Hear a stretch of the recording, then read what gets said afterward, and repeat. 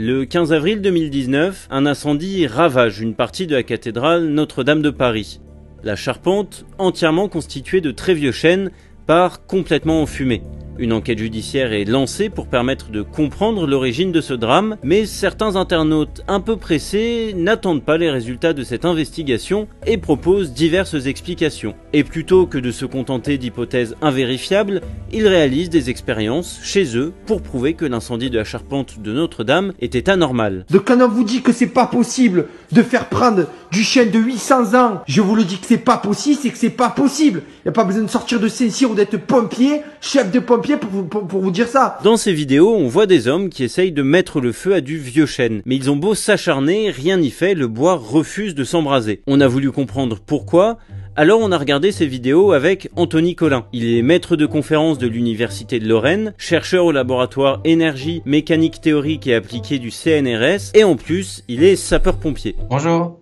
Mais pour commencer, il faut déjà savoir comment le bois prend feu. Alors pour que une flamme se développe, il va falloir au moins 3 éléments. Le premier, ce sont les gaz de pyrolyse qui sont inflammables, qui sont issus du combustible. C'est-à-dire que le bois, quand il va commencer à être chauffé, il va commencer à libérer finalement des gaz. Et ces gaz inflammables-là, quand ils vont rencontrer de l'oxygène qui est présent finalement dans l'air, et que ce mélange-là va être à haute température, eh bien on aura toutes les conditions pour voir apparaître finalement une flamme. Une fois que la flamme s'est développée, eh bien il y a une libération d'énergie. Cette énergie-là, elle est en partie restituée en fait au combustible pour réinitier le même processus, et c'est comme ça qu'il y a un auto-entretien finalement de notre incendie. Alors maintenant qu'on sait ça, pourquoi est-ce que les auteurs de ces vidéos ne parviennent pas à embraser leur poutre en chêne ? Dans la vidéo, on va voir apparaître d'autres flammes jaunes qui vont être un petit peu au pourtour au niveau du chalumeau. Donc ça va être effectivement ces gaz de pyrolyse qui vont brûler. Par contre, il n'y aura pas suffisamment de gaz de pyrolyse et puis on va pas réussir à contenir l'ambiance thermique relativement chaude pour auto-entretenir finalement la combustion. On voit bien qu'il y a un effet de balayage de ces flammes-là, elles sont rabattues à cause du vent, et donc ça ne favorise pas finalement son développement en fait au niveau de la poutre. Ce bois-là, ce chêne, c'est un matériau qui est relativement dense, donc si on veut aller le chauffer, si vous voulez, en profondeur, il va falloir apporter beaucoup d'énergie pour pouvoir le chauffer, pour qu'il libère les gaz inflammables nécessaires pour faire apparaître la flamme.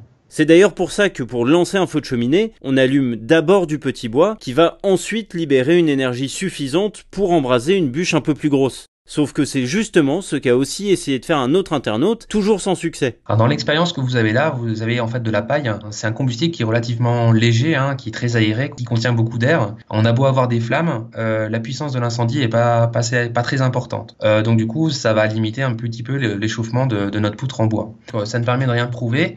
Dans le cas de l'incendie de Notre-Dame, il y a dû avoir une succession d'autres combustibles qui ont permis au feu de se développer et de prendre de la puissance au fur et à mesure. Une charpente n'est pas constitué que d'immenses poutres en chêne. Il y a toute une déclinaison de poutres de sections finalement différentes. Les éléments les plus faibles vont commencer déjà à prendre feu les premiers, et puis ensuite le processus va s'auto-entretenir en allant vers les éléments les plus importants. Un autre élément a aussi intrigué des internautes, la présence d'une fumée jaunâtre pendant l'incendie. Selon eux, ce serait la preuve d'une intervention extérieure, puisque cette fumée pourrait avoir été produite par de la thermite, un facilitateur.